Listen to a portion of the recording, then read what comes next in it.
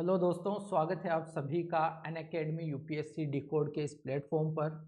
एक बार फिर से हाजिर हूँ मैं आपके सामने यूपीएससी पीवाईक्यूज डिस्कशन का पार्ट थर्ड लेकर। हम सभी ये बात जानते हैं कि यूपीएससी प्रीलिम्स 2026 को टारगेट करते हुए हम यूपीएससी के द्वारा पिछले वर्षों में पूछे गए क्वेश्चंस का डिस्कशन कर रहे हैं। 2015 का पेपर हमने लिया है और उसके फर्स्ट 40 क्वेश्चंस 40 क्वेश्चन हम डिस्कस कर चुके हैं। आज उसका पार्ट थर्ड है और इसमें नेक्स्ट 20 क्वेश्चंस के बारे में हम चर्चा करेंगे। आई होप कि पिछले 2 सेशन आपने देखे हैं और अगर नहीं देखे हैं तो आपको देखने चाहिए। अगर आपने देखे हैं तो मुझे लगता है कि आपको काफ़ी कुछ चीज़ें बेहतर मिली होंगी उनमें। आपको एक कॉन्फिडेंस आया होगा क्वेश्चन को पढ़कर समझने को लेकर, क्वेश्चन को अटेम्प्ट किस तरह से करना है, आपकी बेसिक तैयारी को आपको कैसे मजबूत करना है, इस बारे में आपको कुछ इंसाइट्स ज़रूर मिले होंगे।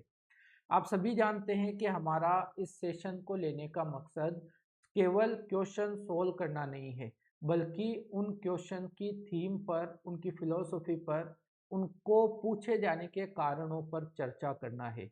इसके अलावा क्वेश्चंस को पढ़कर किस तरह से उसे एलिमिनेट करते हुए, स्टेटमेंट्स को एलिमिनेट करते हुए हम आंसर तक पहुंचते हैं, इसके बारे में भी हमने बात की है ना। तो क्वेश्चन जब हमें नहीं आता है तो हमें किस तरह की अप्रोच रखनी है, इस तरह की भी बातें हमने की है, आगे भी करते रहेंगे। तो इस सेशन का जो उद्देश्य है, जो गोल है, वो यही है कि आपकी एमसीक्यू प्रैक्टिस भी होती रहे, आपको एक अप्रोच भी मिलती रहे प्रीलिम्स में बैठने के लिए। ठीक है, तो आज नेक्स्ट 20 क्वेश्चंस का डिस्कशन करेंगे। तो आइए चर्चा करते हैं हमारे पहले क्वेश्चन पर। हमारा पहला क्वेश्चन है हिस्ट्री से रिलेटेड। बाबर के भारत में आने के फलस्वरूप क्या हुआ? 3 स्टेटमेंट आपको दिए हुए हैं। भारतीय उपमहाद्वीप में बारूद के उपयोग की शुरुआत हुई।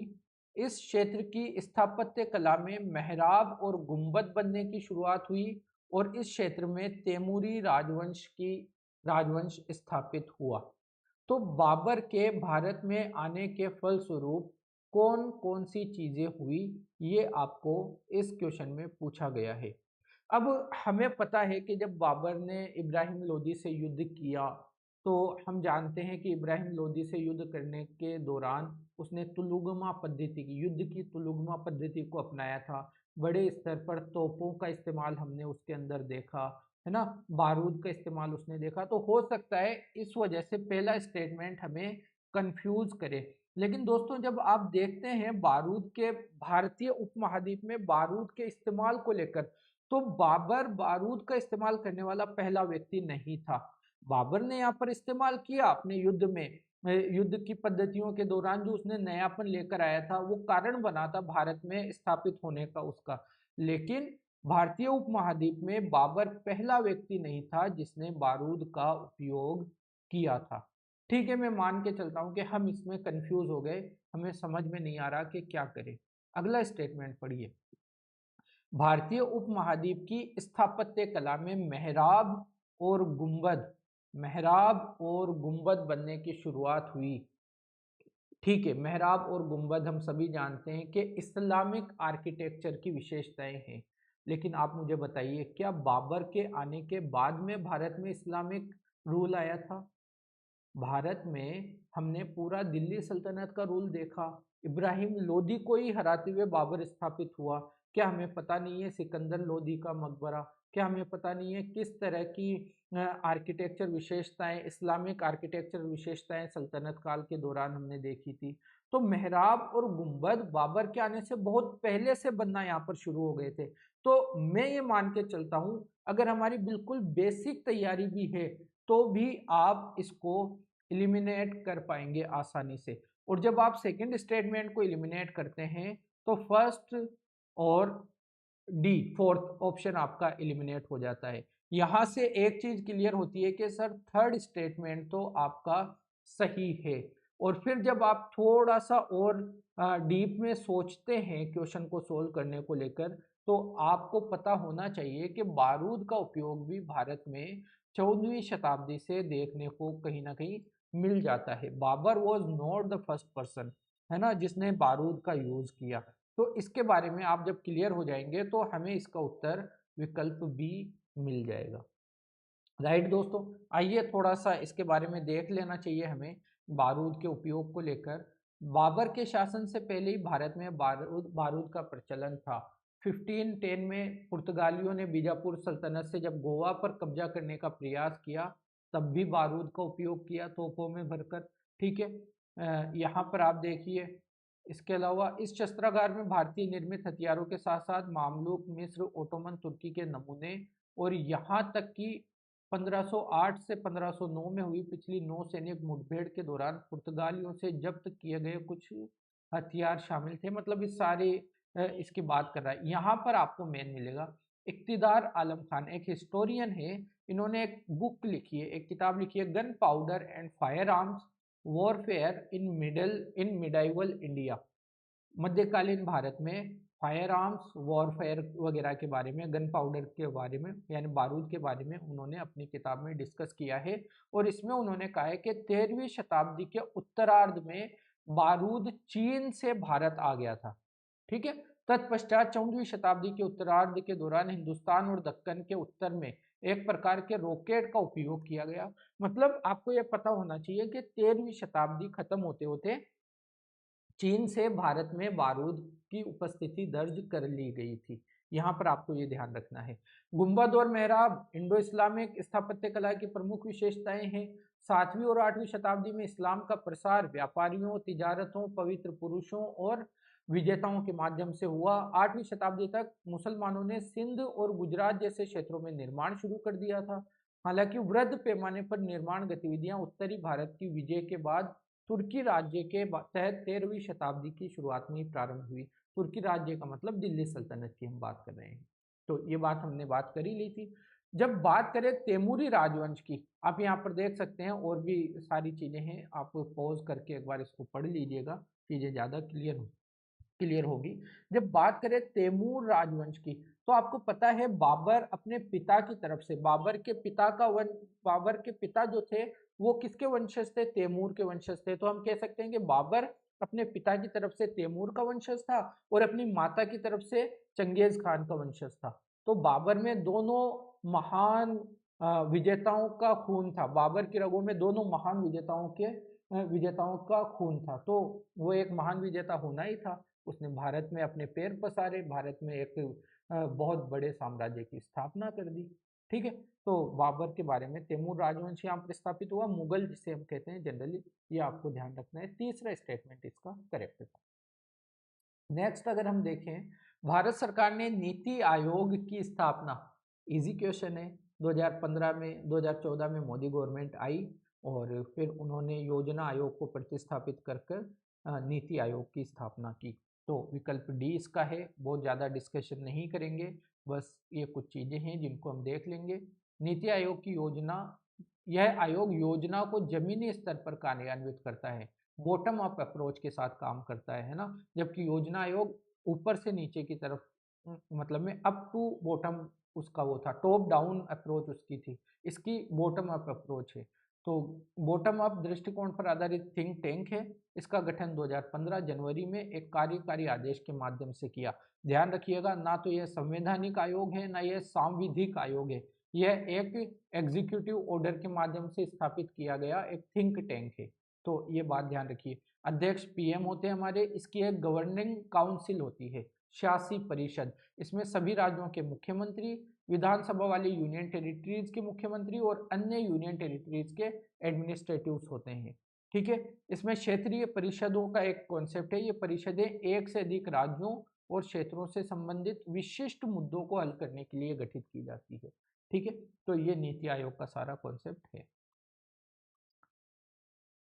फिर हम देखते हैं आमतौर पर समाचारों में आने वाला रियो 20 या रियो प्लस 20 सम्मेलन क्या है।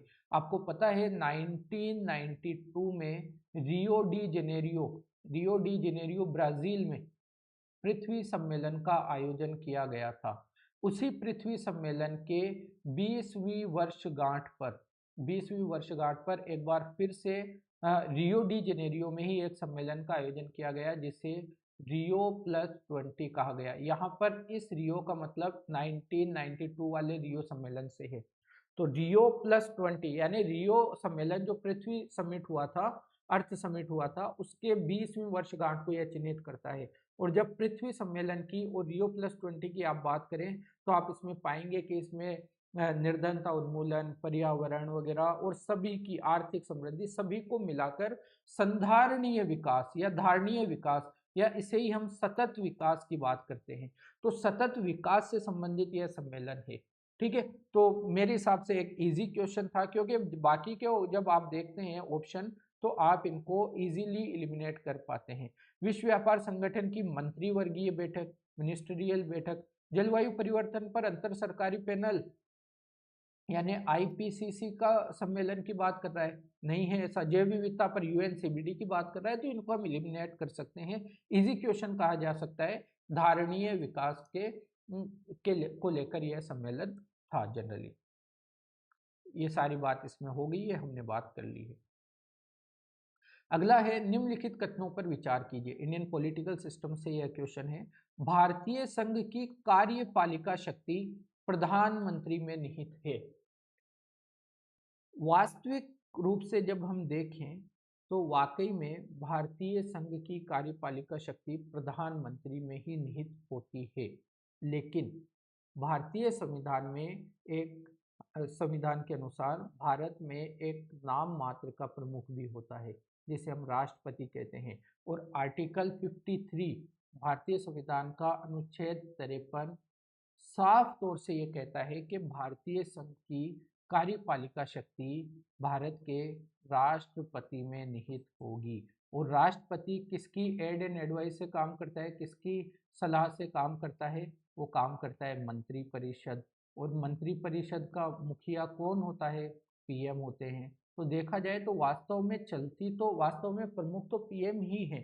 लेकिन इस क्वेश्चन में ये वाला स्टेटमेंट हम इसलिए गलत मानेंगे क्योंकि भारतीय संविधान का अनुच्छेद 53 ये कहता है कि भारतीय संघ की कार्यपालिका शक्ति राष्ट्रपति में निहित है। और आपको अपने पूरे एकेडमिक करियर में, पूरी अपनी सफर में, इस यात्रा में यह ध्यान रखना है कि हमारा कार्यपालिका प्रमुख कौन होता है। कार्यपालिका शक्ति किसके अंतर्गत होती है? राष्ट्रपति में निहित होती है। तो पहला गलत हो जाएगा, पहला गलत हुआ। दूसरा देखिए, प्रधानमंत्री सिविल सेवा बोर्ड का पदेन अध्यक्ष होता है। आप ये मान के चलिए, हो सकता है आपको ये इसके बारे में पता ना हो, शायद मुझे भी पता नहीं होता अगर एग्जाम देता तो उस टाइम पे। लेकिन सिविल सेवा बोर्ड का अध्यक्ष, पदेन अध्यक्ष होता है कैबिनेट सचिव। प्राइम मिनिस्टर इसके अध्यक्ष नहीं होते। ठीक है, तो इसमें दोनों ही स्टेटमेंट गलत हो जाएंगे। विकल्प डी हमारा सही उत्तर है। इसके बारे में हमने बात कर ली है। गोल्डिलॉक्स जोन शब्द निम्नलिखित में से किसके संदर्भ में अक्सर समाचारों में देखा जाता है? क्वेश्चन की लैंग्वेज से आप समझ पाएंगे कि गोल्डिलॉक्स जोन उस टाइम पीरियड पर करंट अफेयर्स का हिस्सा रहा था। ठीक है, गोल्डिलॉक्स जोन एक्चुअल में स्टार से वह क्षेत्र है। गोल्डिलॉक्स जोन वास्तव में ऐसा क्षेत्र होता है जहां पर जीवन की परिस्थितियों के अनुकूल परिस्थितियां विद्यमान होती है। जीवन के अनुकूल परिस्थितियां विद्यमान होती है। फॉर एग्जाम्पल, सूर्य से हमारी जो पृथ्वी है वो सूर्य से इतनी ज़्यादा दूर नहीं है कि इतना ज़्यादा ठंडा यहाँ पर हो जाए कि हम जीवन ना बिता पाए, ना ही सूर्य से इतनी ज़्यादा नज़दीक है कि सूरज की आग ही हम बर्दाश्त ना कर पाए। तो क्या है, सूरज से पृथ्वी इतनी दूर है कि ठीक ठाक गर्मी भी हमें मिलती है और हमारा जो जल है वह भी लिक्विड फॉर्म में यहाँ पर अस्तित्व में रहता है। यहाँ पर वायुमंडल का निर्माण भी हो गया, यहाँ पर जीव जंतु आराम से अपना जीवन भी व्यतीत कर रहे हैं। तो ऐसा ग्रह जिस क्षेत्र में विद्यमान होता है उस क्षेत्र को गोल्डिलॉक्स जोन कहा जाता है। तो गोल्डिलॉक्स जोन जनरली ऐसे ग्रहों से संबंधित है जो ग्रह निवास योग्य, आवास योग्य क्षेत्रों में विद्यमान होते हैं। तो गोल्डिलॉक्स जोन क्या है? पृथ्वी के अंदर का वह क्षेत्र जिसमें शेल गैस उपलब्ध है, गलत है। बाह्य अंतरिक्ष में पृथ्वी जैसे ग्रहों की खोज, पृथ्वी जैसे ग्रहों की हम खोज क्यों कर रहे हैं? ताकि हम वहां पर जीवन की परिस्थितियों का आकलन कर सके। हम मंगल ग्रह पर बस्तियां बसाने की कोशिश क्यों कर रहे हैं?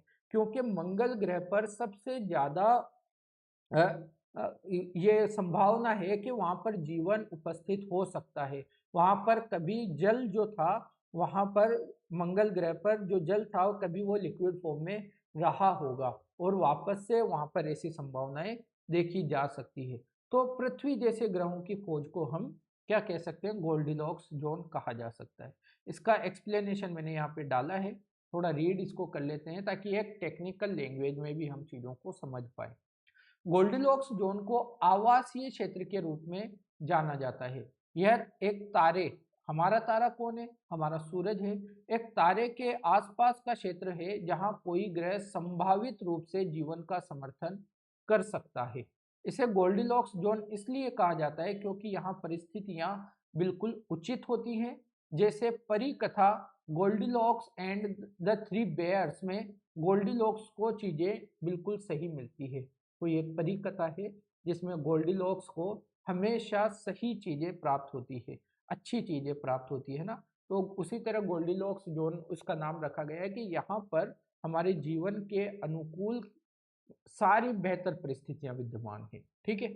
बाकी गोल्डिलॉक्स जोन में किसी ग्रह की सतह का तापमान न तो बहुत अधिक गर्म होता है, न ही बहुत ज्यादा ठंडा, जिससे जल तरल रूप में उपस्थित हो पाता है। आवासीय क्षेत्र में किसी ग्रह की सतह का तापमान 0 से 100 डिग्री सेल्सियस के बीच हो सकता है। तो विकल्प सी हमारा सही उत्तर होगा। इनमें से किसने अप्रैल 1930 में नमक कानून तोड़ने के लिए तंजौर तट पर एक अभियान संगठित किया था? आप समझ पा रहे हैं ये जो क्वेश्चन है, ये जो प्रश्न है, कौन सी घटना से संबंधित है? आपको पता है 1930 में महात्मा गांधी ने दांडी मार्च शुरू किया था। दांडी मार्च कौन से आंदोलन से संबंधित है? सविनय अवज्ञा, राइट, सविनय अवज्ञा। तो जब गांधी जी ने गुजरात में अपने साबरमती आश्रम से यह यात्रा शुरू की, तो इस यात्रा में जितने लोग गांधी जी के साथ हो सकते थे वो साथ हुए, लेकिन भारत के अलग अलग हिस्सों में गांधी जी के आंदोलन का समर्थन करने के लिए और अपना विरोध दर्ज करवाने के लिए अलग अलग क्षेत्रों में अलग अलग नेताओं ने भी इस तरह की यात्राएं की, इस तरह का मार्च निकाला, इस तरह का आंदोलन किया। ठीक है। तो जब ये बात कर रहे हैं तंजौर तट की यानी तमिलनाडु वाले रीजन की, तो आप देखेंगे जो चक्रवर्ती राजगोपालाचारी, सी राजगोपालाचारी साहब जो थे, उन्होंने तंजौर के तट पर नमक कानून को तोड़ने के लिए अभियान संचालित किया था, मार्च किया था, है ना। तो ये एक फैक्चुअल इंफॉर्मेशन है। फैक्चुअल इंफॉर्मेशन आपको पता होना चाहिए। ना सिर्फ राजगोपालाचारी, और भी कुछ लोग थे जिन्होंने इस तरह का अभियान संचालित किया था। तो मैं व्याख्या में ये वाली चीजें आपके लिए लाया हूँ। इसको देखिए, ये सारी बात है 1882 का नमक कानून था, जिसमें नमक को बनाने पर सरकार का एकाधिकार स्थापित कर लिया गया था। तो यह तमाम लोगों को प्रभावित करने वाला एक कानून था, क्योंकि नमक हमारे जीवन की एक बेसिक नीड है। और बेसिक नीड पर भी जब आप टैक्स लगा देते हैं तो आम व्यक्ति का जीवन दुश्वार हो जाता है, मुश्किलें उसमें ज़्यादा पैदा हो जाती है। तो इसी 1882 के कानून को तोड़ने के लिए एक पूर्ण स्वराज का प्रस्ताव पारित हुआ 1929 में। तो इसी के अंतर्गत फिर गांधी जी ने 1930 मार्च 1930 में साबरमती आश्रम से गुजरात के दांडी तक नमक मार्च या दांडी मार्च की शुरुआत की। ठीक है। तो देश के विभिन्न हिस्सों में हम देखते हैं असम, बंगाल, मद्रास, सिंध, उड़ीसा और कई अन्य स्थलों पर। तमिलनाडु में सी राजगोपालाचारी ने तिरुचिरापल्ली से वेदारण्यम तक। ये चीजें आपको पता होनी चाहिए क्योंकि यहाँ से फिर से क्वेश्चन बन सकता है। मालाबार केरल वाले तट पर के केलप्पन ने कालीकट से पोयन्नूर तक मार्च किया। प्रसिद्ध गांधीवादी नेता गोप बंधु चौधरी ने कटक से उड़ीसा के बालासोर में इंचुड़ी तक सत्याग्रह के मार्च का वो नेतृत्व किया। असम में सत्याग्रहियों ने नमक बनाने के लिए सिलहट से नोआखली बंगाल तक पैदल यात्रा की। ठीक है। और आंध्र प्रदेश में भी बहुत सारे कैंप लगाए गए जो इस तरह के आंदोलन का नेतृत्व कर रहे थे। तो इन चीज़ों को के बारे में आप अवेयर होने चाहिए एग्जाम में जाने से पहले।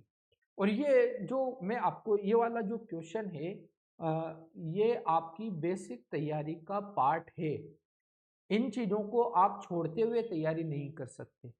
इनमें ऐसा कुछ नहीं है कि ये बहुत आउट ऑफ द कॉन्टेक्स्ट पूछ लिया, हमारी तैयारी के दौरान हम इस तरह के पार्ट को छोड़ देते हैं, स्किप कर देते हैं, नहीं। ये बिल्कुल important part of our syllabus है, हमारे सिलेबस का बहुत इम्पोर्टेंट पार्ट है, जिसे आप अपनी तैयारी के दौरान स्किप नहीं कर सकते, है ना। तो हम ये नहीं कह सकते कि ये बहुत अनएक्सपेक्टेड क्वेश्चन था, ये एक एक्सपेक्टेड क्वेश्चन कहा जा सकता है हिस्ट्री के दृष्टिकोण से।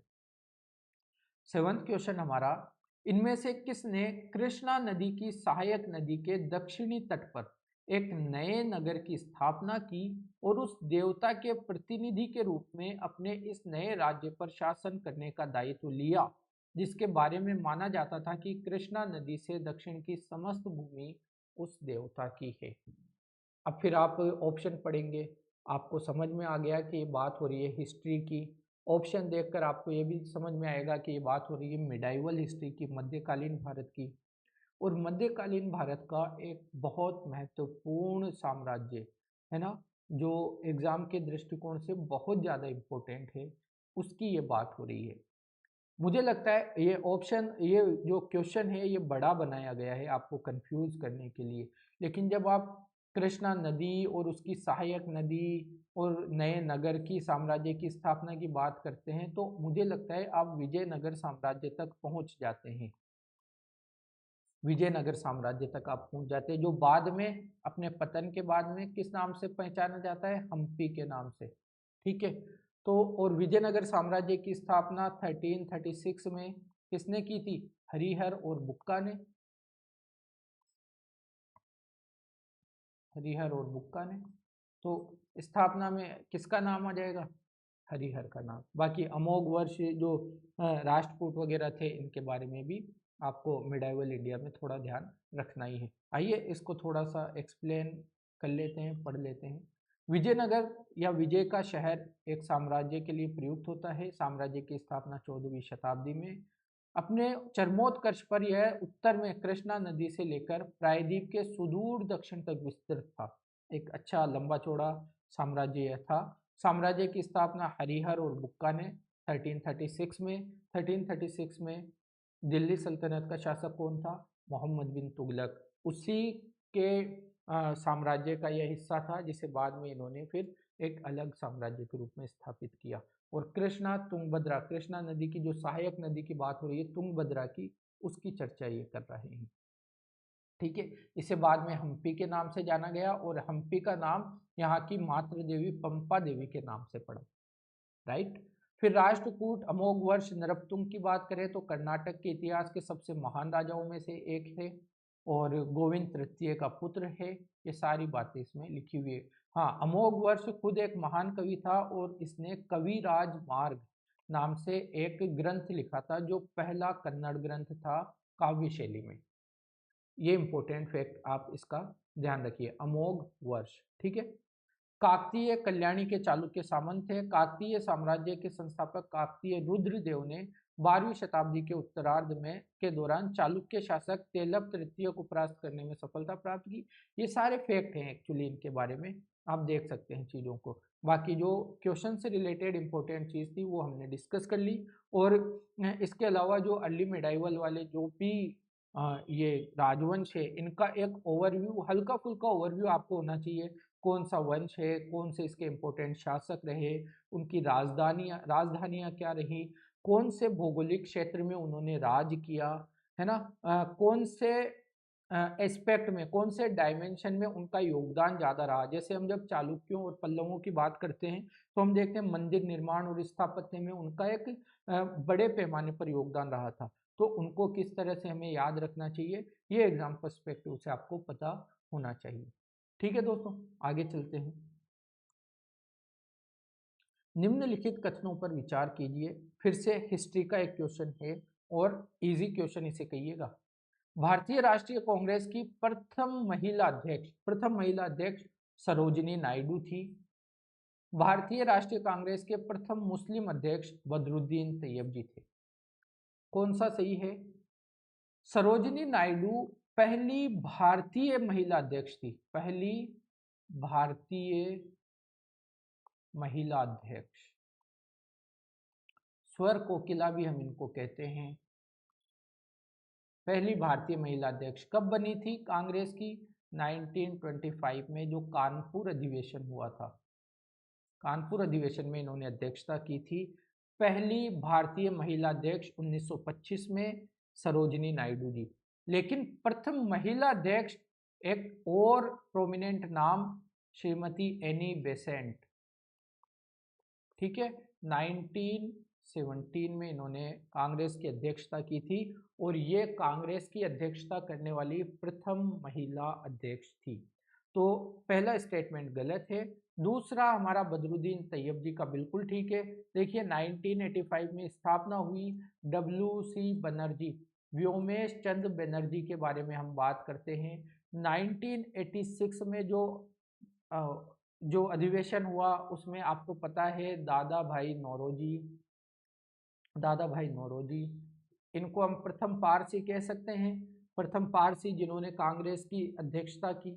ठीक है, फिर 1987 में आप देखेंगे बदरुद्दीन तैयब जी को कांग्रेस का अध्यक्ष बनाया गया और यह प्रथम मुस्लिम अध्यक्ष थे कांग्रेस के। इनके जस्ट बाद 1988 में जॉर्ज यूले को बनाया गया, जो प्रथम ईसाई अध्यक्ष बने। राइट, तो इस तरह के फैक्ट पढ़ते हैं हम हमारी तैयारी के दौरान। कोई बहुत ज़्यादा टफ क्वेश्चन ये नहीं था। पहले को हमने गलत कर दिया, दूसरा हमारा सही है, विकल्प बी हमारा सही उत्तर है। सरोजिनी नायडू, इनकी बात हमने कर ली, एनी बेसेंट की बात कर ली। 1887, अच्छा मैंने 97 लिखा क्या? सॉरी 1887, 1885, 1886, 1887 और 1888, है ना? तो ये आपको ध्यान रखना है। हरित जलवायु निधि, ग्रीन क्लाइमेट फंड के बारे में निम्नलिखित में से कौन सा या कौन से कथन सही है? आप इस क्वेश्चन से एक बात गांठ बांध लीजिए। आप जब पर्यावरण पढ़ेंगे, पर्यावरण के दौरान आप कुछ चीज़ों को इस तरह पढ़ते हैं। पहले आप पारिस्थितिकी वाला पार्ट पढ़ते हैं, इकोलॉजी वाला, इकोलॉजी एंड इकोसिस्टम। फिर आप हो सकता है बायोडाइवर्सिटी पढ़ें, जैव विविधता पढ़ें। ठीक है, फिर आप हो सकता है क्लाइमेट चेंज वाला पार्ट पढ़ें। फिर आप हो सकता है पोल्यूशन वाला पार्ट पढ़ें। ठीक है, और इन सब पार्ट में और भी जो भी पार्ट है, जो भी आप ऐड करें, इन सब पार्ट में आप बहुत सारी कन्वेंशन पढ़ते हैं, कन्वेंशन के ही साथ प्रोटोकॉल्स पढ़ते हैं, है ना? बहुत सारी संधियां आप पढ़ते हैं। इन संधियों के दौरान, पढ़ने के दौरान आपको हमेशा इस बात पर ध्यान देना है कि इनका फाइनेंस मैकेनिज्म क्या है, इनका वित्त पोषण प्रदान करने वाला तंत्र किस तरह से काम करता है। फॉर एग्जाम्पल, जब आप बात करते हैं UNFCCC की, आप बात करते हैं UN कन्वेंशन ऑन बायोडाइवर्सिटी की, ठीक है, आप बात करते हैं UN कन्वेंशन और कॉम्बैट ऑन डेजर्टिफिकेशन की, UNCCD की, और आप बात करते हैं हमारा मिनामाटा कन्वेंशन की, या आप बात करते हैं स्टॉकहोम कन्वेंशन की। तो इनका जो वित्त पोषण प्रदान करने वाला है वो है ग्लोबल एनवायरनमेंट फैसिलिटी, GEF। इनको जो पैसा प्राप्त होता है वो GEF से प्राप्त होता है। इसी तरह जब भी आप नया कोई मैकेनिज्म, कोई नया कन्वेंशन, नया प्रोटोकॉल पढ़ते हैं तो आप ये जरूर इंश्योर कीजिए, आपको पता हो कि उस पर्टिकुलर कन्वेंशन या प्रोटोकॉल को वित्त कहाँ से प्राप्त होता है, धन कहाँ से मिलता है अपने प्रावधानों को लागू करने के लिए। क्योंकि ये 2015 का पेपर है, आगे भी आप पाएंगे कि वित्त पोषण, फाइनेंस मैकेनिज्म से यूपीएससी क्वेश्चन पूछ लेता है। तो ग्रीन क्लाइमेट फंड ऐसा ही एनवायरनमेंट से रिलेटेड क्या है, एक वित्त पोषण तंत्र है। तो ये कह रहा है कि जो ग्रीन क्लाइमेट फंड GCF जो है, यह विकासशील देशों को जलवायु परिवर्तन का सामना करने हेतु अनुकूलन और न्यूनीकरण पद्धतियों में सहायता देने के आशय से बनी है। अब देखिए, यह स्टेटमेंट आपको मोटे तौर पर सही लगेगा, और ये स्टेटमेंट इस क्वेश्चन के अकॉर्डिंग सही भी है। लेकिन अगर आपको पता नहीं होगा कि यह बायोडाइवर्सिटी से संबंधित है, या पोल्यूशन से संबंधित है, या यह क्लाइमेट चेंज से संबंधित है, तो यहाँ पर आपको गलत करने के चांसेस बढ़ जाते हैं। ठीक है, हालांकि ग्रीन क्लाइमेट फंड जो है वो जलवायु परिवर्तन से संबंधित है, और जलवायु परिवर्तन में भी विकासशील देशों को अनुकूलन, एडेप्टेशन और लचीलापन या रेजिलियंस या न्यूनीकरण को अपनाने के लिए सहायता देने के लिए एक वित्त पोषण तंत्र है। ये स्टेटमेंट ठीक है आपका, लेकिन यूएनईपी, ओईसीडी, एशियाई विकास बैंक और विश्व बैंक के तत्वावधान में स्थापित हुआ है, यह बात गलत है। इसको स्थापित किया है यूएनएफसीसीसी के तत्वावधान के अंतर्गत। ठीक है, तो यह गलत हो जाता है। तो फाइनेंस मैकेनिज्म पर आपकी नजर होनी चाहिए प्रीलिम्स की तैयारी करते हुए, राइट। तो हमारा कौन सा विकल्प ए हमारा सही उत्तर हो गया, इसके बारे में हमने बात कर ली है। आगे चलते हैं। वर्ष 2014 के लिए इंदिरा गांधी शांति, निरस्त्रीकरण और विकास पुरस्कार निम्नलिखित में से किस एक को दिया गया था? फैक्चुअल करंट बेस्ड क्वेश्चन है। उस वर्ष में 2014 में यह इसरो को मिला था, भारतीय अंतरिक्ष अनुसंधान संगठन।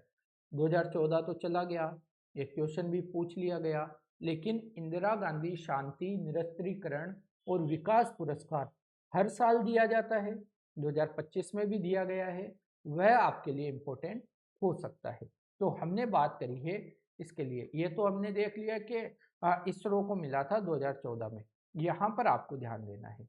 वर्ष 2025 के लिए इंदिरा गांधी शांति, निरस्त्रीकरण और विकास पुरस्कार मोजाम्बिक की मानवाधिकार कार्यकर्ता ग्रासा माशेल को दिया गया। इंपॉर्टेंट आपके लिए ये है, ठीक है। उन्हें शांति, मानवतावादी कार्य और सामाजिक विकास में उत्कृष्ट योगदान के लिए यह सम्मान प्रदान किया गया है। यह किसके द्वारा दिया जाता है? इंदिरा गांधी मेमोरियल ट्रस्ट के द्वारा 1986 से प्रति वर्ष दिया जाता है, ठीक है। यह पुरस्कार अंतर्राष्ट्रीय शांति, निरस्त्रीकरण और विकास में उत्कृष्ट योगदान देने वाले व्यक्तियों या संगठनों को सम्मानित करता है। 1 करोड़ रुपए की नगद राशि दी जाती है, एक प्रशस्ति पत्र और एक ट्रॉफी प्रदान की जाती है, और इसे भारत के प्रतिष्ठित अंतर्राष्ट्रीय शांति पुरस्कारों में से एक माना जाता है। 3 मुख्य क्षेत्रों में मिलता है, या शांति के लिए काम किया हो, परमाणु निरस्त्रीकरण के लिए काम किया हो और विकास के लिए काम किया हो, ये सारी चीजें इसमें। ओके, तो ग्रासा माशेल आप ध्यान रखिएगा, इनकी कंट्री आप ध्यान रखिएगा, मानवाधिकार कार्यकर्ता है। आइए, कैबिनेट मिशन। हाँ, ये जो सिनेरियो है ना मॉडर्न हिस्ट्री का लास्ट वाला 1940 के बाद जितनी भी घटनाएं फटाफट घटी है, क्योंकि 1939 से सेकेंड वर्ल्ड वॉर की चीज़ें शुरू हो गई, उसके बाद में ब्रिटेन ने चाहा कि हम इंडिया की सेना को, भारतीय लोगों को भी हमारी सेना में शामिल करते हुए युद्ध में लेके जाएं, और फिर हमने कहा कि नेगोशिएट करेंगे, ऐसे युद्ध में साथ नहीं देंगे। और वहाँ पर फिर बहुत सारे घटनाएं एक साथ घटी, है ना। क्रिप्स मिशन भी आया, कैबिनेट मिशन भी आया, माउंटबेटन भी आए, इनके बीच में वेवेल योजना भी हुई, बहुत सारे समझौते भी हुए, बहुत सारी वार्ताएं भी हुई। इनकी क्रोनोलॉजी और इनके उपबंध आपको आइडिया होना चाहिए दोस्तों।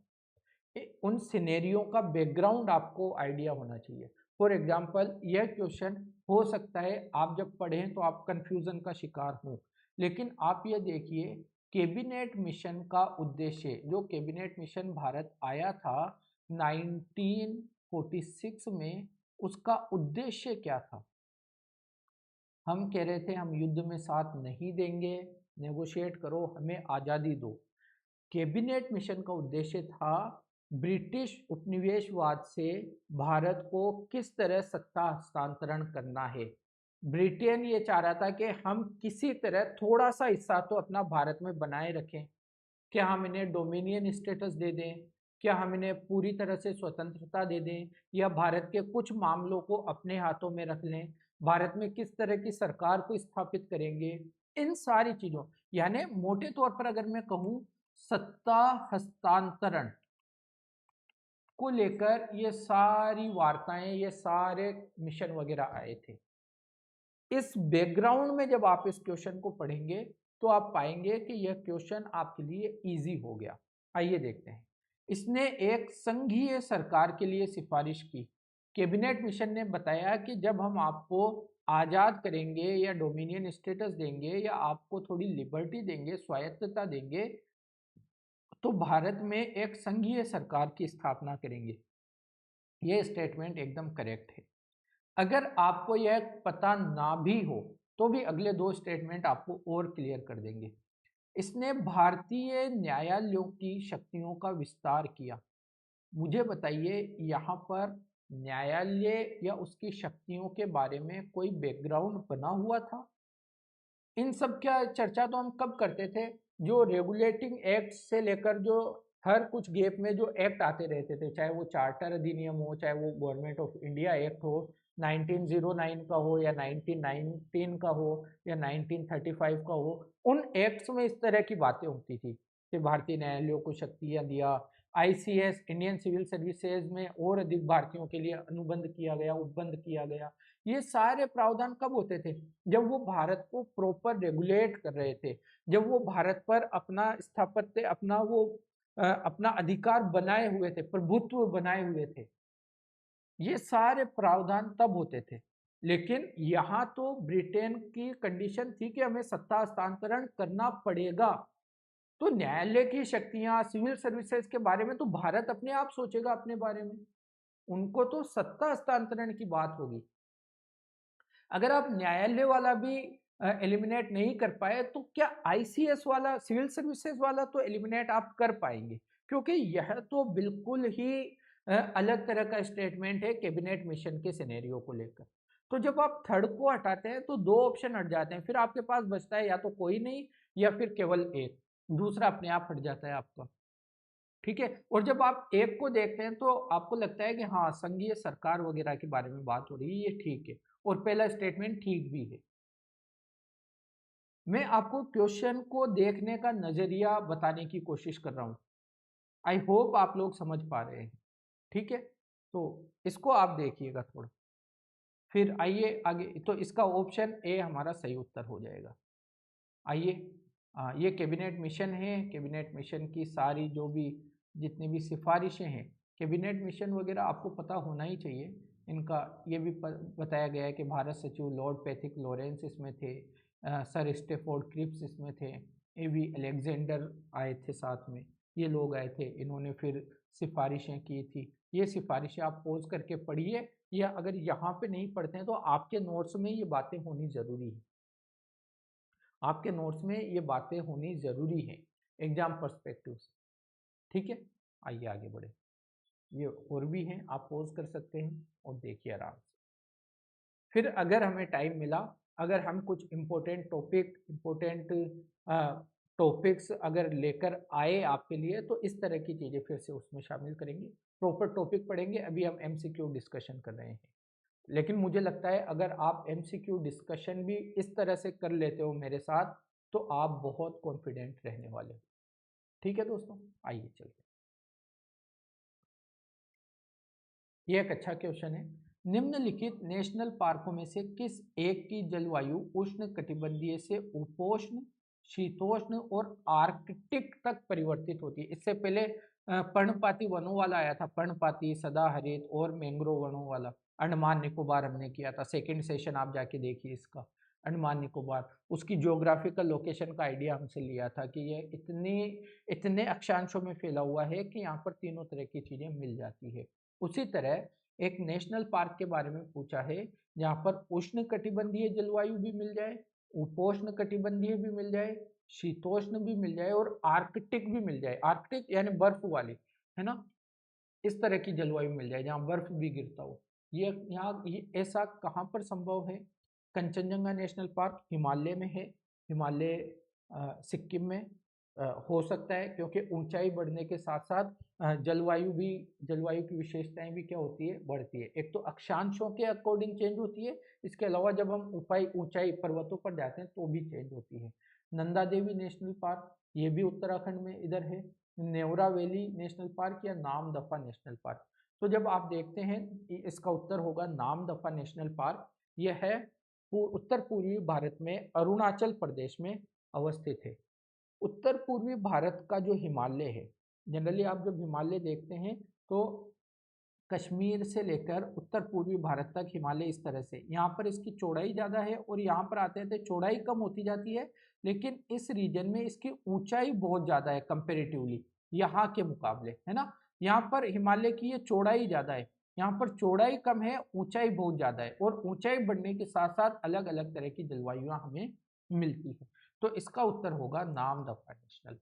ठीक है दोस्तों, ये लिखा हुआ है नामदफा नेशनल पार्क अरुणाचल प्रदेश, और जलवायु में उष्ण कटिबंधीय से लेकर उपोष्ण कटिबंधीय, समशीतोष्ण और आर्कटिक तक भिन्नता पाई जाती है, क्योंकि यह पार्क 200 मीटर से लेकर 4500 मीटर तक की ऊंचाई पर फैला हुआ है। इसमें वनस्पतियों और जीवों की विविधता भी ऊंचाई और जलवायु क्षेत्रों के अनुरूप पाई जाती है।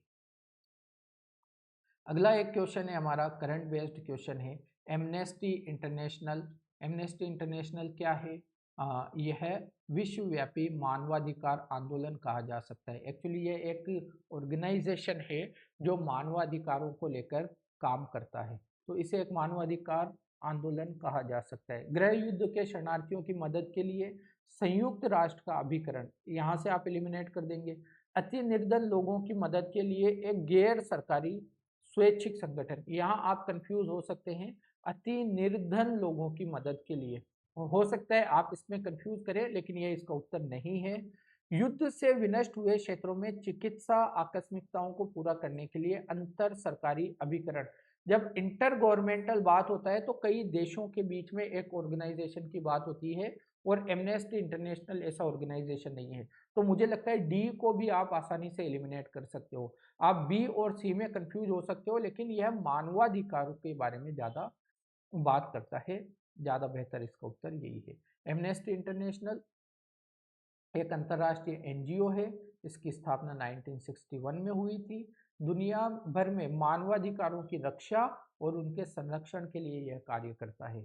यह राजनीतिक बंदियों, अभिव्यक्ति की स्वतंत्रता, यातना के खिलाफ अभियान, मृत्यु दंड विरोध जैसे मुद्दों पर काम करता है। ठीक है, आगे बढ़ते हैं। अगला क्वेश्चन, भारत के कला और पुरातात्विक इतिहास के संदर्भ में, कला और पुरातात्विक इतिहास के संदर्भ में निम्नलिखित में से किस एक का सबसे पहले निर्माण किया गया था? आपको 4 ऑप्शन दिए हुए हैं और पूछा गया है कि इनमें से सबसे पहले किसका निर्माण हुआ था।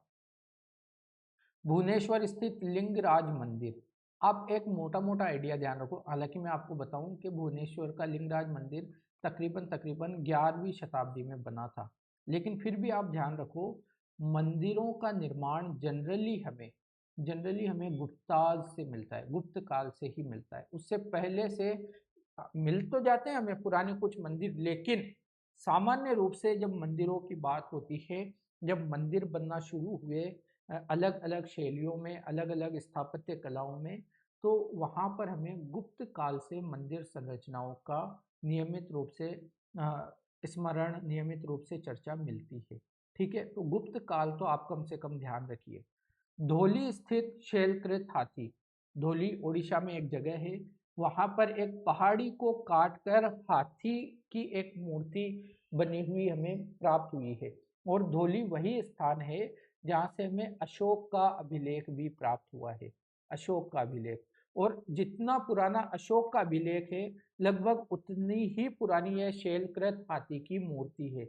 अशोक मतलब मौर्य काल, मौर्य काल मतलब गुप्त काल से तो पहले की बात है, यानी तीसरी सदी, थर्ड थर्ड सदी BCE, बिफोर कॉमन एरा। तो गुप्ताज तो कॉमन एरा की बात है, तीसरी सदी यानी गुप्ता से भी 500 साल पहले की बात यह कर रहा है। तो भुवनेश्वर स्थित लिंगराज मंदिर से तो पहले की बात यह हो गई। फिर महाबलीपुरम में जो शैलकृत स्मारक बने हुए हैं, आपको ये ध्यान रखना है, जो ये रथ मंदिर वगैरह की हम बात करते हैं ना महाबलीपुरम में, तमिलनाडु वाले साउथ वाले रीजन में, उसके बारे में ये कह रहा है। और रथ मंदिर वगैरह कब बने थे? पल्लव शासकों को आप याद कीजिए, तो पल्लव शासकों के अधीन ये बने थे। उदयगिरी स्थित वराह मूर्ति, उदयगिरी की गुफाएं कहाँ पर है? विदिशा, मध्य प्रदेश में। विदिशा एमपी।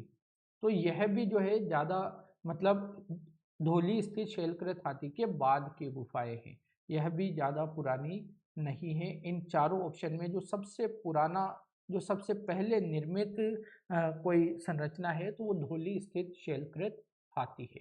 आइए इसको थोड़ा पढ़ लेते हैं। इसमें आपको, क्योंकि ये कल्चर वाला पार्ट में इसको शामिल किया जा सकता है और इस तरह के क्वेश्चन यूपीएससी जनरली आपसे पूछती है। धौली उड़ीसा का एक महत्वपूर्ण प्रारंभिक ऐतिहासिक शहरी केंद्र है।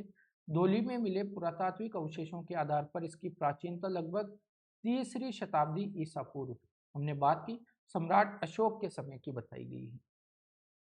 ठीक है, इसका ऐतिहासिक महत्व अधिक है और यह प्रसिद्ध शिलालेख यहाँ पर स्थित है। इसकी चोटी पर एक हाथी की मूर्ति है। ये सारी बातें यहाँ पर की गई है। लिंगराज मंदिर की आप बात करेंगे तो भुवनेश्वर में है, सबसे बड़ा और सबसे पवित्र मंदिर है। ठीक है, भुवनेश्वर का यह मंदिर भगवान हरिहर को समर्पित है, जिसका अर्थ है कि यह हरि यानी भगवान विष्णु और हर यानी भगवान शिव दोनों को समर्पित है। 11वीं शताब्दी में निर्मित है। 11वीं शताब्दी हमने बात की कि ये लगभग 11वीं शताब्दी का एक मंदिर है। ठीक है, यहाँ पर एक शिवलिंग है 8 फीट व्यास का और 8 इंच लंबा है। ये सारी चीजें आप देख सकते हैं। फिर महाबलीपुरम के जो पल्लव शासकों के अधीन जो निर्माण हुआ था कोरोमंडल तट पर, ये 7वीं 8वीं शताब्दी में हुआ था। तो इनके बारे में भी आप देख सकते हो। ये जो विभिन्न रथों के रूप में मंदिर बने थे ना, द्रौपदी रथ वगैरह, युधिष्ठिर रथ, वो सारी चीजें, मंडप है, गुफा अभ्यारण्य है, ये सारे हैं। और इसके बाद में आप देख सकते हैं उदयगिरी की गुफाएं जो मध्य प्रदेश के विदिशा में हैं। ये गुप्त काल की 350 से 550 के बीच में बनी हुई गुफाएं हैं। 20 गुफाएं हैं। पहले अलेक्जेंडर कनिंगम ने कहा था कि 10 है, लेकिन 20 गुफाएं हैं। वैष्णववाद, शैववाद और शक्तिवाद सभी से संबंधित प्रतिमाएं यहाँ पर मिलती हैं। गुप्त काल के महत्वपूर्ण शिलालेख भी यहाँ से प्राप्त हुए हैं। गुफा संख्या 5 अपनी विशाल और प्रतिष्ठित वराह मूर्ति के लिए प्रसिद्ध है, जो भूदेवी के उद्धार की कहानी को दर्शाता है। ये आप देख सकते हैं। ठीक है, आइए नेक्स्ट क्वेश्चन हमारा है, भारतीय इतिहास के संदर्भ में निम्नलिखित में से कौन सा सामंती व्यवस्था के अनिवार्य तत्व हैं? सामंती व्यवस्था का आपको पता होना चाहिए। सामंती व्यवस्था में क्या होता है? जनरली एक राजा होता है और उसके अंतर्गत बहुत सारे सामंत होते हैं।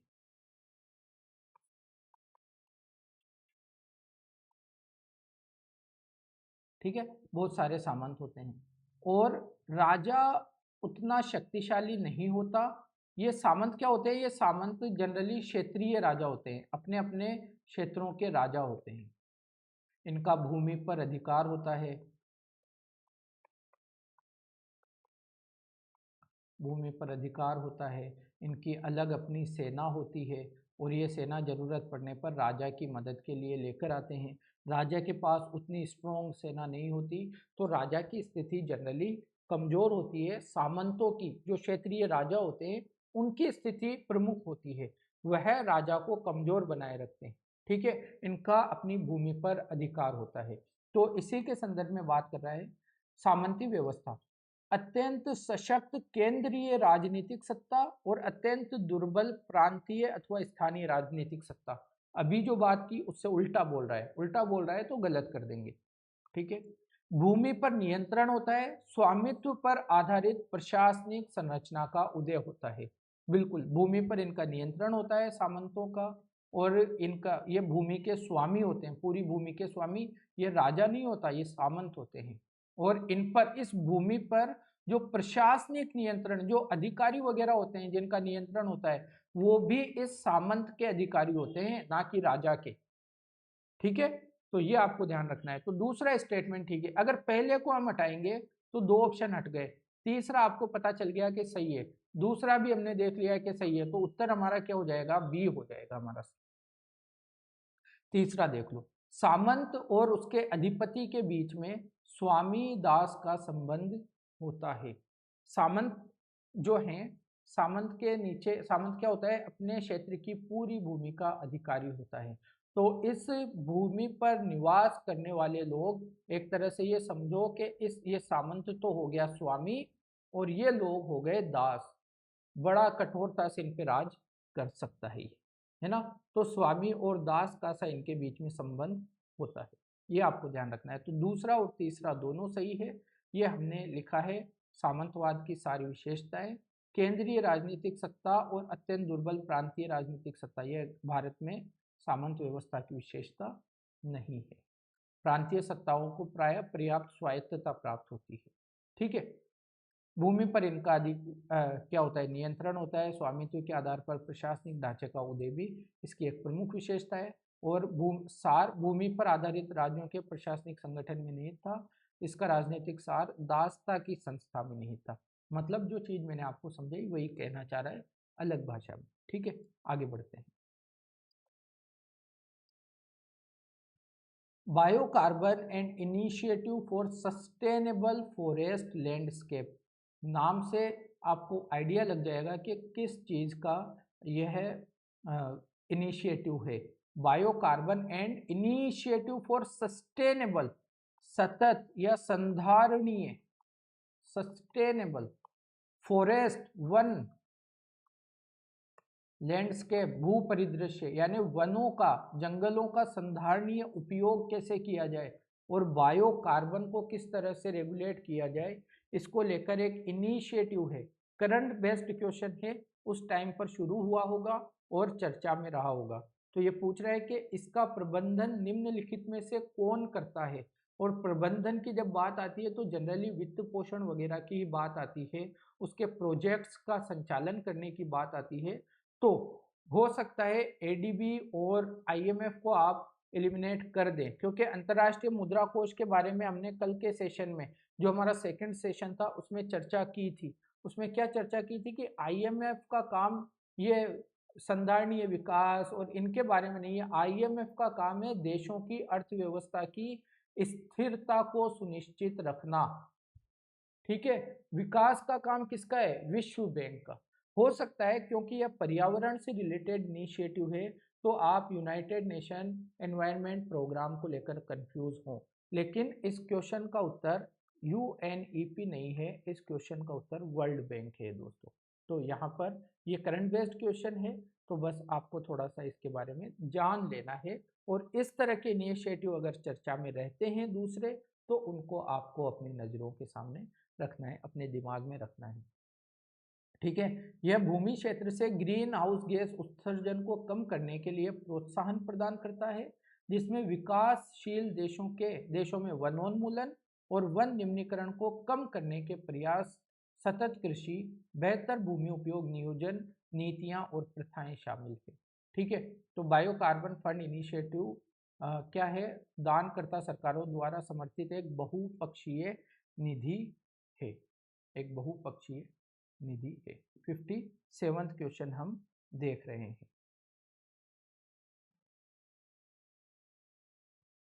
57वां क्वेश्चन, आइए। भारत निम्नलिखित में से किसका या किनका सदस्य है। एशिया प्रशांत आर्थिक सहयोग, एशिया पैसिफिक इकोनॉमिक कोऑपरेशन, दक्षिण पूर्व एशियाई राष्ट्रों का संगठन, association of south east Asian Nations, पूर्वी एशिया शिखर सम्मेलन। दोस्तों, आईआर पढ़ने के दौरान हम इस तरह के संगठनों की बात करते हैं, लेकिन हो सकता है आपको इतनी क्लैरिटी ना रही हो इसके दौरान कि क्या भारत एपेक का, है ना, क्या भारत एपेक का सदस्य है, क्या भारत आसियान का सदस्य है और क्या भारत ईस्ट एशिया समिट का सदस्य है। मुझे लगता है जब आप इनका नाम देखेंगे, दक्षिण पूर्व एशियाई राष्ट्रों का संगठन, भारत की लोकेशन क्या है वर्ल्ड मैप पर, south Asia, south east Asia नहीं है। तो यहां से आप अगर एलिमिनेशन का सहारा ले सकें, अगर आपका दिमाग इतना एक्टिव रहे, तो आप यहां से क्वेश्चन को बना ले जाएंगे, है ना।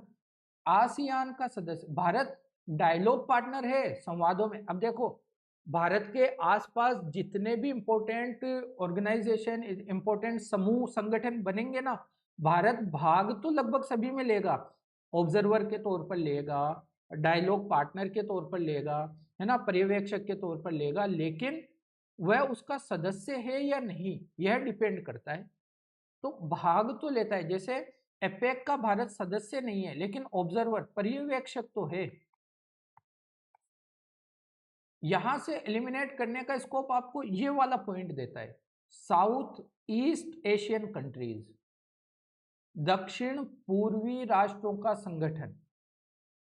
तो भारत तो साउथ एशिया का पार्ट है ना भाई, सार्क हमारा साउथ एशिया नेशंस को लेकर है, ठीक है। तो यहां जब आप दो को एलिमिनेट करते हो तो दो ऑप्शन आपके चले ही जाते हैं। अब या तो केवल तीसरा सही है, पहला भी अपने आप खत्म हो गया, या कोई भी सही नहीं है, तो फिर आप अपना वो ले सकते हो, बेट ले सकते हो दोनों में से किसी एक में, और कोशिश करो कि एक को तो लेकर ही चलो। पूछा है तो जनरली एक तो हो ही सकता है, और इसका उत्तर सी सही उत्तर है इसका, करेक्ट। तो ये हमारा सही उत्तर होगा। ये भी एक क्वेश्चन है, इसमें भी आप करंट अफेयर्स से थोड़ा देख सकते हैं, लेकिन अगर आपको इस्पात उत्पादन उद्योग की थोड़ी बहुत जानकारी रहेगी तो आप इसको क्वेश्चन को हल कर पाएंगे, है ना। थोड़ा फैक्चुअल भी है, हो सकता है ना भी हल कर पाए तो हमें 20 क्वेश्चन छोड़ने भी तो हैं यार। भारत में इस्पात उत्पादन उद्योग को निम्नलिखित में से किसके आयात की अपेक्षा होती है। जनरली यह पूछना चाह रहा है कि भारत में इस्पात का उत्पादन करने वाला जो उद्योग है उसको कौन से मटेरियल को आयात करना पड़ता है अपने उद्योग को चलाने के लिए। तो आपको पता है इस्पात को प्रोसेसिंग करने के लिए जो भी भट्टियां वगैरह जो भी होती है उसमें कोकिंग कोल का यूज बहुत ज़्यादा होता है, और भारत में कोकिंग कोल उस तरह से उस क्वालिटी का अवेलेबल नहीं है, तो हमें इसके लिए इसे आयात ही करना पड़ता है।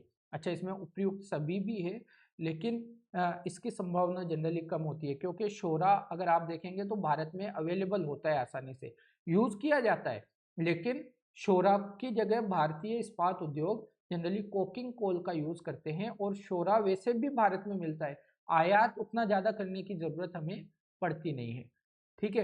रॉक फॉस्फेट भी भारत में काफी कुछ अवेलेबल है, तो उसके बारे में भी चूना पत्थर की जो बात होती है वो भी इतना ज़्यादा नहीं है, कोकिंग कोल का हमें आयात करना पड़ता है। ये हमने बात कर ली है।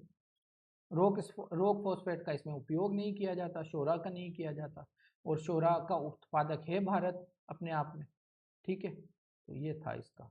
आइए लास्ट 2 क्वेश्चंस और हमारे हैं।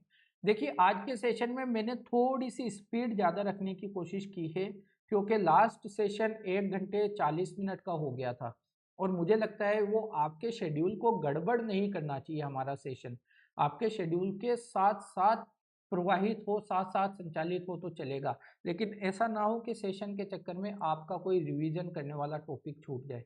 तो मैंने जो जरूरी डिस्कशन है वो जरूर किया है। एक्सप्लेनेशन वाले पार्ट को मैंने थोड़ा जल्दी से आगे बढ़ाया है, क्योंकि उसको पॉज करके आप पढ़ भी सकते हो अगर आपको लगता है कि मुझे ये क्वेश्चन पढ़ना है। एक्सप्लेनेशन मैंने पूरी डाली है, लेकिन उसको थोड़ा सा फास्ट फॉरवर्ड हमने किया है, राइट। तो आइए अगला क्वेश्चन देखते हैं। भारतीय संविधान में 5वीं अनुसूची और 6ठी अनुसूची के उपबंध निम्नलिखित में से किस लिए हैं, बताइए।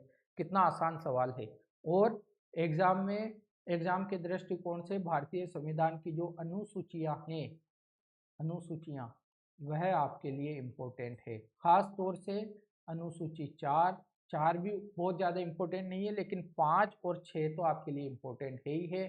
फिर उसके बाद में 10 भी आ जाती है, जो कि दल बदल विरोधी कानून से है। पंचायती राज वाली और नगर पालिका वाली भी इम्पोर्टेंट है।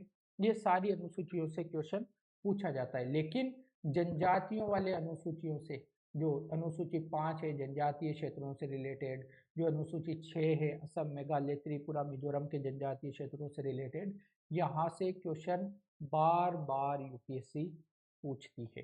तो इसका उत्तर सिंपली ए होगा, अनुसूचित जनजातियों के हितों के संरक्षण के लिए, है ना। राज्यों के बीच सीमाओं का निर्धारण ये नहीं करता, पंचायतों की शक्तियों उत्तरदायित्व के निर्धारण के प्राधिकार इसमें नहीं है, सभी सीमावर्ती राज्यों के हितों के संरक्षण के लिए भी यह ऐसा कुछ नहीं है। अच्छा इजी क्वेश्चन आप इसे कह सकते हैं, ये हमने बात कर ली। असम, मेघालय, त्रिपुरा और मिजोरम की जनजातीय क्षेत्र 6ठी अनुसूची, बाकी जनजातीय अनुसूचित क्षेत्रों के लिए, अनुसूचित जनजातियों के लिए ये सारे 5वीं अनुसूची। आज का लास्ट क्वेश्चन, संघ की सरकार यानी यूनियन गवर्नमेंट के संदर्भ में निम्नलिखित कथनों पर विचार कीजिए। राजस्व विभाग संसद में प्रस्तुत किए जाने वाले केंद्रीय बजट को तैयार करने के लिए उत्तरदायी हैं। बताइए, क्या राजस्व विभाग को देखकर आपका माथा ठनकेगा नहीं? क्या ठनकना नहीं चाहिए? जब हम बजट पढ़ते हैं, बजट जब आर्टिकल 112 पढ़ते हैं या इकोनॉमी में जब हम थोड़ा बजट के बारे में चर्चा करते हैं, तो क्या आप यह नहीं पढ़ते कि बजट आर्थिक मामलों का विभाग तैयार करता है? आर्थिक मामलों का विभाग, मुझे लगता है यह तो बात आपको पता होती ही होती है। अगर पता नहीं है तो थोड़ा अपने नोट्स को, अपनी तैयारी को थोड़ा सा डेप्थ में ले जाने की जरूरत है। ठीक है, तो राजस्व विभाग नहीं होगा, आर्थिक मामलों के विभाग का ये काम है। जब आप पहले को एलिमिनेट करते हैं तो ए और डी आपका एलिमिनेट हो जाता है। उसके बाद जब आप ऑप्शंस को देखते हैं तो आप कहते हैं सर बी में सेकंड ऑप्शन तो, सेकंड स्टेटमेंट तो सही है। देखिए, भारत की संसद के प्राधिकरण के बिना कोई धन भारत की संचित निधि से निकाला नहीं जा सकता। 100% सही बात है। अगर भारत की देखिए, भारत की 3 निधियां जनरली आप देखते हैं, संचित निधि, आकस्मिक निधि और लोक लेखा निधि। संचित निधि में वह पैसा आता है जो हमारा टैक्स वगैरह कलेक्ट होता है, जो जनता का पैसा, मतलब सरकार का जो अधिकार होता है, अधिकार तो नहीं होता लेकिन सरकार हमसे जो कलेक्ट करती है, संचित निधि में होता है। और संचित निधि से पैसा निकालने के लिए आपको संसद में बिल पास करवाना पड़ेगा। कहने की मतलब है कि आपको लोकसभा या संसद की अनुमति लेनी पड़ेगी कि सर इतना पैसा निकाल रहे हैं, वोटिंग कर लेते हैं, आप निकालने दोगे या नहीं। बजट क्या है? बजट पर जब चर्चा होती है तो बजट का सारा पैसा संचित निधि से ही तो आता है। तो लास्ट में विधेयकों पर, विनियोग विधेयकों पर चर्चा होती है कि भाई पैसा निकालना है। ठीक है, तो पैसा निकाला जाता है। आकस्मिक निधि को इसलिए रखा गया है कि इन केस भारत देश पर, हमारे प्यारे देश पर अगर किसी तरह की कोई इमरजेंसी आ पड़े और इतना टाइम ना हो कि हम संसद की अनुमति लें, ऐसा लगता है कि संसद की अनुमति लेने के चक्कर में लेट हो जाएगा, तो क्या कर सकते हैं? इमीडिएट खर्च कर सकते हैं। आकस्मिक निधि से पैसा निकाला, इमीडिएट खर्च किया, फिर बाद में जब वो इमरजेंसी खत्म हो जाए, संसद का सत्र बैठे, तो हम उसको पारित करवा लेंगे कि यार इतना खर्च था, ऐसी ऐसी सिचुएशन बन गई थी, आप अनुमति दे दो, खर्च हमने कर दिया है। लोक लेखा निधि जो जनता के लिए जो योजनाएं चलाई जाती है सरकार द्वारा, डाकघर द्वारा जो बचत योजनाएं होती है ना, इनका जो पैसा होता है वह लोक लेखा निधि में होता है। और लोक लेखा निधि में भी अगर सरकार के पास लोक लेखा निधि में जब पैसा आता है तो सरकार उससे बिना लोकसभा की अनुमति के पैसा खर्च कर सकती है। यानी पैसा खर्च करने के लिए जरूरी अनुमति लेना कौन सी निधि के लिए जरूरी है? संचित निधि के लिए। तो संचित निधि से पैसा नहीं निकाला जा सकता बिना संसद की अनुमति के, जब तक संसद अनुमति नहीं देगी। तो दूसरा तो ठीक ही है। तीसरा क्या कह रहा है? लोक लेखा से, लोक लेखा, ये जो लोक लेखा निधि की हमने बात की, लोक लेखा से किए जाने वाले सभी डिसबर्समेंट यानी सभी संवितरण, सभी खर्च के लिए भारत की संसद के प्राधिकरण की आवश्यकता होती है। इसमें भारत की संसद की अनुमति लेने की आवश्यकता नहीं होती है। तो तीसरा भी आपका क्या हो जाएगा? गलत हो जाएगा। तो इसका उत्तर सी हमारा एकदम सही होगा। ठीक है, ये रहा हमारा आज का सेशन। आज का सेशन हमारा कंप्लीट हो जाता है। इसके बारे में हाँ, ये एक्सप्लेनेशन अच्छी है। आर्थिक मामलों का विभाग बजट तैयार करता है, ठीक है, और संसद विनियोग के बिना नहीं किया जा सकता। लेखे से भुगतान, संचित निधि से, ये सारे दिए हुए हैं सरकारी खाते। अनुच्छेद 266 में 2 विधियां हैं, लोक लेखा और संचित निधि। आकस्मिकता निधि अनुच्छेद 267 में है। आकस्मिकता निधि और लोक लेखा के लिए व्यय करने के लिए संसद की अनुमोदन की आवश्यकता नहीं होती है ना, लेकिन इससे व्यय करने के लिए, संचित निधि से व्यय करने के लिए संसद की अनुमति की आवश्यकता होती है। ठीक है। और लोक लेखा निधि में ये सब होता है, लघु बचत, भविष्य निधि, आरक्षित निधि, जमा एवं अग्रिम राशि, सस्पेंस, प्रेषण, नगद शेष, ये सारी चीजें लोगों की लोक लेखा निधि के अंतर्गत होती है। तो ये था हमारा आज का सेशन। 60 क्वेश्चन का डिस्कशन हमने कंप्लीट कर लिया है और हमारा यह डिस्कशन अभी तक बहुत स्मूथ और बहुत डेप्थ एनालिसिस के साथ चल रहा है। मुझे यह उम्मीद है कि ये आपको पसंद आ रहा होगा।